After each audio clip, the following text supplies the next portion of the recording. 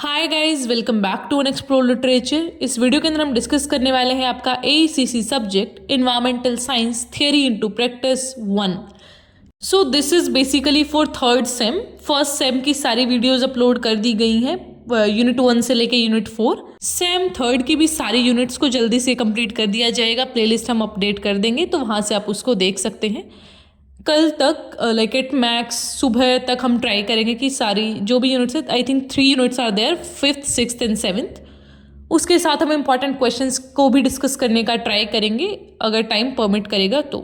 Alright, so now without wasting much of your time let's start the video.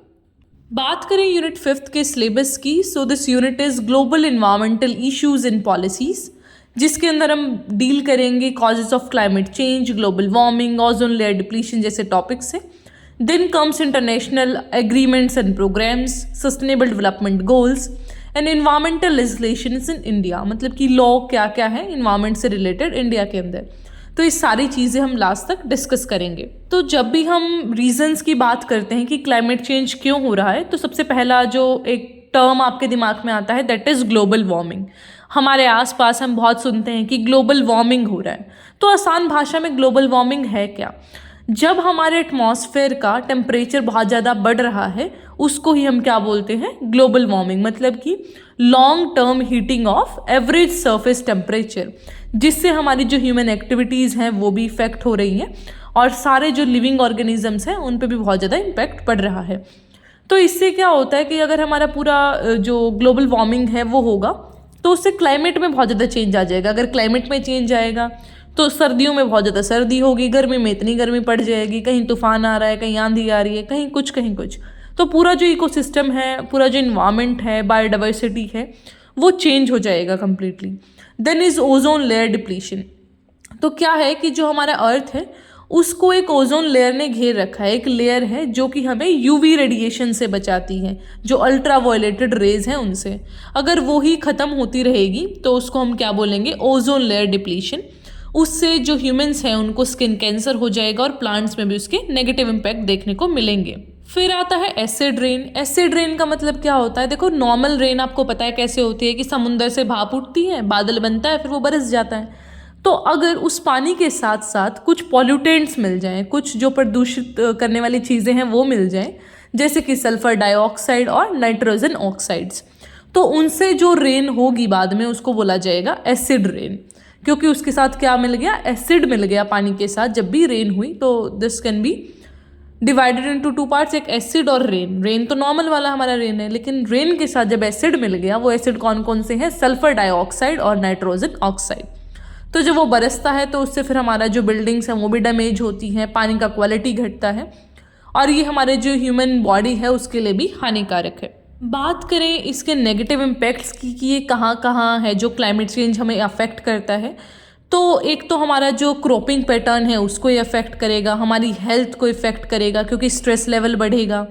Then इसकी बहुत सारे जो viruses हैं वो पैदा होंगे, जैसे अभी कोविड वायरस आया, बहुत सारे ऐसे वायरसेस आते रहेंगे क्योंकि ग्लोबल वार्मिंग होगा तो क्या होगा, बर्फ़ पिघलेगी, उसके नीचे जो दबे हुए हैं वायरसेस जो लाखों साल पहले आए थे या फिर जो रिसेंट पास्ट में आए थे वो दोबारा से आ जाएंगे, तो उससे सारी प्रॉब्लम्स ऐसे ही बढ़ती रहेंगी। तो डेटा की माने तो 8 to 1 मिलियन पीपल है जो अंडर नरिश्ड हैं बिकॉज ऑफ दिस ओनली, क्योंकि जो सूखा है वो बहुत पड़ता है because of climate change. 33 million people हैं जो फ्लड से अफेक्टेड हैं ग्लोबली। ओशन एसिडिफिकेशन हो रहा है। एसिडिफिकेशन का मतलब है पानी का एसिड बनने जाना, मतलब बहुत ज़्यादा एसिड हो जा रहा है पानी के अंदर। फिर है पेटलैंड इकोसिस्टम, उसमें चेंज हो रहा है। फिर बहुत सारी डेथ्स हो रही हैं हीट वेव से रिलेटेड, डिस्प्लेसमेंट हो रहा है, माइग्रेशन हो रहा है लोगों का। ग्लोबल ऑक्सीजन है जो ग्लोबल ओशन ऑक्सीजन है जो वो डिक्रीज़ हो रहा है ऐसा रैपिडली, बहुत कॉन्टिन्यूस तरीके से। बहुत सारे लोग ऐसा डिस्प्लेस कर रहे हैं, कभी कहीं पे कुछ आ जा रहा है, भूकंप आ जा रहा है, कहीं कुछ आ जा रहा है। तो इतनी सारी जो प्रॉब्लम्स है वो ह्यूमन काइंड के लिए बहुत ज़्यादा खतरनाक है। बिकॉज ऑफ दैट ओनली हम इतना फोकस कर रहे हैं कि भैया बचा लो। हमें अर्थ को नहीं बचाना है बल्कि हमें खुद को बचाना है। अर्थ को कोई फ़र्क नहीं पड़ने वाला। अर्थ पे पहले भी बहुत सारे ऐसे ऐसे चेंजेस आए। इंसान इतनी शिद्दत से लगा क्यों हुआ? इंसान खुद को बचाने में लगा हुआ है। तो rather than saying save earth, we should say कि वी शुड प्रोटेक्ट अर्थ। की जो हमारी हरकतें हैं हमें वो कम करनी चाहिए। अर्थ तो सेव ही है, हमें अपनी हरकतों में थोड़ा सुधार लाना चाहिए। अब बात करें कुछ इंटरनेशनल एग्रीमेंट्स और प्रोग्राम्स की, तो सबसे पहले आता है अर्थ समिट, जिसको officially UN conference on environment and development भी बोलते हैं, जो रियो दी जेनेरियो में हुआ था 1992 में। यहाँ पे बहुत सारे जो वर्ल्ड लीडर्स थे वो इकट्ठा हुए, ऑर्गेनाइजेशंस, सारे लोगों ने इकट्ठा होकर बात की कि भैया इन्वायरमेंटल इश्यूज़ हैं, हमें उनको सबसे पहले तो एक्सेप्ट करना चाहिए कि भैया प्रॉब्लम है। जब तक तुम यही नहीं एक्सेप्ट करोगे कि दिक्कत है तो सोल्यूशन कभी नहीं मिलने वाला। तो यहाँ पे इन्होंने क्या करा, इन्वायरमेंटल और जो डेवलपमेंट की एजेंडा है, तो एजेंडा 21 का एक्शन प्लान ये लेके आए। यहाँ पे इन्होंने इंटरनेशनल एफर्ट्स की बात की कि हमें इंटरनेशनल तरीके से, इंटरनेशनल तौर पे, इंटरनेशनल लेवल पे हमें अपने एफर्ट्स डालने पड़ेंगे, तभी पूरे देश का जो पूरा वर्ल्ड है उसका हम जो एक इन्वायरमेंट है वो प्रोटेक्ट कर पाएंगे। क्योंकि एक देश के करने से नहीं होता है कि सिर्फ भारत कुछ करेगा तो पूरा वर्ल्ड है जो बच जाएगा। एक ग्लोबल लेवल पे सारी चीज़ें हैं जो वो करनी पड़ेंगी, then only we can protect ourselves from this disasters, जो कि हम खुद ही कर रहे हैं। देन इज UNFCCC, इसका फुल फॉर्म है United Nation frameworks convention on climate change, 1992 में आया था अर्थ समिट के ड्यूरिंग ही ये। तो ये एक इंटरनेशनल ट्रीटी है जहाँ पे हम क्लाइमेट चेंज को एड्रेस करने की बात करते हैं। मतलब हमने यहाँ पे एक ट्रीटी साइन की है, कॉन्ट्रैक्ट टाइप साइन किया है कि भैया हम आपके साथ हैं, हम सारे मिलके क्या करेंगे, क्लाइमेट चेंज को एड्रेस करेंगे। Then is Montreal and Kyoto protocol, ये बड़ी इंपॉर्टेंट है। मॉन्ट्रियल प्रोटोकॉल की बात करें तो ये 1987 में आई थी। ये ओजोन लेयर के डिप्लीशन को ऐसा रोकने की बात करते हैं कि हमें कोई भी ऐसा जो केमिकल है या फिर जो सब्सटेंस है, कोई भी चीज़ है, हमारी मशीनरी है, तो इन शॉर्ट कुछ भी ऐसा मत करो जिससे ओजोन लेयर का डिप्लीशन हो। तो CFC जैसी चीज़ें आपको रिलीज नहीं करनी। देन इस क्योटो प्रोटोकॉल 1997 में ही आया था।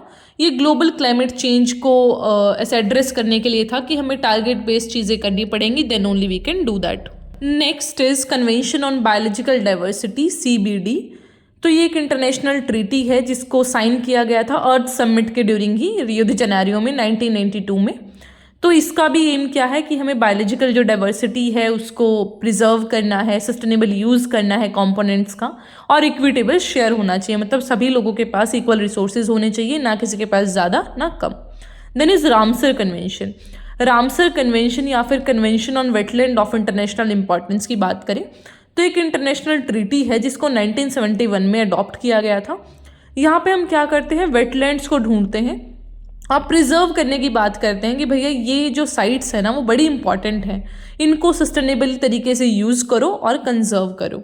तो रामसर नाम कहाँ से आया, ईरान की एक सिटी है रामसर, वहाँ से हमने इसका नाम लिया है जहाँ पे ये साइन हुई थी। ठीक है, next is the chemical weapons convention. तो ये एक आर्म कंट्रोल ट्रीटी है जहाँ पे हम बात करते हैं कि यार ये वॉरफेयर से थोड़ा दूर रहो, ये जो वेपन पॉलिफरेशन का एक पूरा मार्केट चल रहा है उसको बंद किया जाए, बंद इन द सेंस कि कम किया जाए। एंड इसको साइन किया गया था 1993 में, लेकिन ऐसा मार्केट में या फिर फोर फ्रंट में इसको लाया गया 1997 से। तो यहाँ पे हम बात करते हैं कि जो केमिकल वेपन्स हैं उनको रोकना है, उनके यूज़ को रोकना है। तो नॉन पॉलिफरेशन वाला जो चीज़ है उसको हमें प्रिवेंट करना है। Next is UNEP, United Nation environment programme. ये एक अथॉरिटी है जिसको इस्टेब्लिश किया UN ने, दैट इज़ यूनाइटेड नेशन, 1972 में स्टॉकहोम के अंदर। इसका प्रिंसिपल क्या है कि हमें इन्वायरमेंटल इश्यूज़ हैं उनको ग्लोबल और रीजनल लेवल पे एड्रेस करना है। देन इज CITES, जिसको convention on international trade in endangered species of wild फोना एंड फ्लोरा बोलते हैं।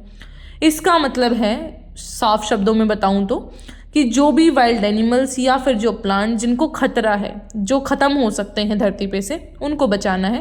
1973 में इसको लाया गया था और ये बाइंडिंग है हर एक मेंबर कंट्री पे, मतलब जो भी इसके मेंबर्स हैं उन सबको ये काम करना है। कोई भी फिर इस पे मतलब कोई ऐसा एक्शन नहीं ले सकता जिससे सारी जो स्पीसीज है उन पे खतरा आए। फिर आते हैं हमारे सस्टेनेबल डेवलपमेंट गोल्स। तो 17 गोल्स हैं ग्लोबल लेवल पे कि इनको हमें 2035 तक कंप्लीट करना है। सबसे पहला गोल है नो पॉवर्टी, दूसरा है zero hunger, third is good health and wellbeing. तो ये तो देखो आपको दिख रहे हैं सारे, पर इनको याद कैसे करना है दैट आई टेल यू। सबसे पहला है गरीबी मिटाओ, जब गरीबी मिटेगी तभी खाना आएगा, तो गरीबी मिटी खाना आया, दैट इज़ ज़ीरो हंगर। जब खाना हमें मिला तो हमारी हेल्थ सुधरी, तो that is good health and wellbeing. जब हमने गरीबी में मिट गई, खाना भी खा लिया, हेल्थ भी सुधर गई, तो पेरेंट्स क्या बोलते हैं, पढ़ लो अब, तो फिर आपको क्या मिलेगा, क्वालिटी एजुकेशन। अब एक आदमी पढ़ा, अब फिर आगे ये भी डिमांड आई कि लड़के लड़के क्यों पढ़े, लड़कियां भी पढ़ेंगी, तो फिर आया जेंडर इक्वालिटी का concept.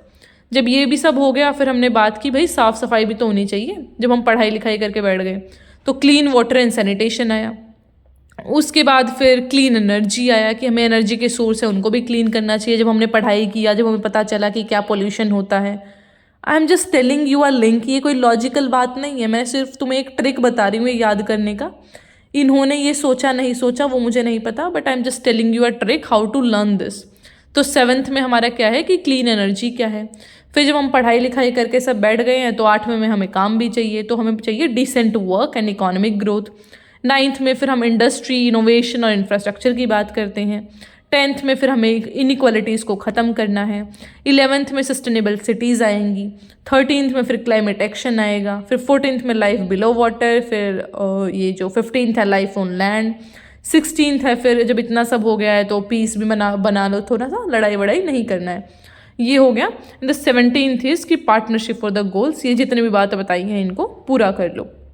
So this are 17 sustainable development goals जो कि आपके पेपर में आ सकते हैं कि सस्टेनेबल डेवलपमेंट गोल्स क्या हैं, क्या होते हैं, क्या बात करते हैं। तो उसके बारे में आप बता सकते हैं। डिटेल में आप एक एक को एक्सप्लेन कर दीजिएगा, जो कि आपका 10 मार्कर 15 मार्कर कितने भी नंबर का आ जाए। इतने सारे गोल्स हैं कि कुछ भी लिखने बैठोगे तो यू कैन राइट दैट। अब इंटरनेशनल लेवल पे तो देख लिया, लेकिन भारत में क्या क्या इन्वायरमेंटल लेजिस्लेशन है, मतलब कि क्या क्या लॉज है इन्वायरमेंट को लेके। सबसे पहला है वाइल्ड लाइफ प्रोटेक्शन एक्ट 1972, जिसमें हम स्पीसीज को बचाने की बात करते हैं, जिनको खतरा है उनको बचाने की बात करते हैं। Then second is water prevention and control of pollution act 1974, जिसमें हम बात करते हैं पानी को बचाने की। देखो नाम से ही बड़ा क्लियर है, बस ईयर आप याद कर लेना ताकि आप इनको गलत ना लिखें। Then is forest conservation act 1980। फिर आता है air prevention and control of pollution act 1981, Environment Protection Act 1986, Scheduled Tribe and Other Traditional Forest Dwellers Recognition of Forest Right Act 2006। अब इसके बारे में थोड़ा सा बात करते हैं। ऊपर वालों को तो हमें पता है, वाइल्ड लाइफ वाला वाइल्ड लाइफ के लिए, वाटर वाला पानी के लिए, फॉरेस्ट वाला फॉरेस्ट के लिए, एयर वाला हवा के लिए, इन्वायरमेंट वाला इन्वायरमेंट के लिए। लेकिन ये जो शेड्यूल्ड ट्राइब है, इन चीज़ों को लाने की क्या ज़रूरत थी। अब जो लोग जंगलों में रहते थे, फॉरेस्ट में रहते थे, वो अभी इतना सोसाइटी से सब घुले मिले नहीं थे। लेकिन सडनली अगर हम ये कहने लगे कि नहीं भैया सारे एजुकेशन लो, सबको सूट बूट में रहना है, ये क्या तुम ऐसे जंगलों में रहते हो, ये तो बहुत एंशिएंट तरीका है, तो वो चीज़ हम एकदम नहीं कर सकते हैं। उनकी खुद की प्रैक्टिसेस हैं, उनका खुद का विल है, उनके खुद के राइट्स हैं, उनकी खुद की एक इंडिविजुअलिटी है। वो कुछ भी करें, they want to do, they can do that. लेकिन हमने सडनली जब ये चीज़ें इंट्रोड्यूस करी कि भाई ये तो वाइल्ड लाइफ प्रोटेक्ट करना है, ये करना है, वो करना है, तो हमें इन जो शेड्यूल्ड ट्राइब्स हैं, एसटी जो लोग हैं, ट्राइबल जो ग्रुप्स हैं, उनको भी कुछ राइट्स देने थे। तो उन राइट्स को देने के लिए ही ये लाया गया 2006 के अंदर कि ये लोग हैं जो नेचर से बड़े कनेक्टेड हैं, तो इनको कुछ स्पेशल राइट्स दो ताकि ये हमारी हेल्प कर सकें नेचर को कंजर्व करने में। तो इसी के साथ ये 5th यूनिट कंप्लीट होता है। आई होप आपको समझ आया होगा। कोई भी क्वेश्चन हो तो उसे आप पूछ सकते हैं। एंड ये जो पूरा प्लेलिस्ट है वो जल्दी से कंप्लीट कर दिया जाएगा, इतना टाइम हम नहीं लेंगे इसमें। ऑलराइट, सो थोड़ा सा पेशेंस रखिए, जल्दी से वी कैन डू दैट। आपको इसकी जो भी नेक्स्ट वीडियोस हैं वो दूसरे चैनल पे मिलेंगी, बिकॉज इस चैनल पे हम सिर्फ लिटरेचर डिस्कस करने वाले हैं। आप जल्दी से उसको सब्सक्राइब कर लीजिए, वरना वहाँ पे अपलोड करने का कोई मतलब नहीं है if you people are not getting the notifications and related stuff like that. Alright, so please do that. I will meet in the next video.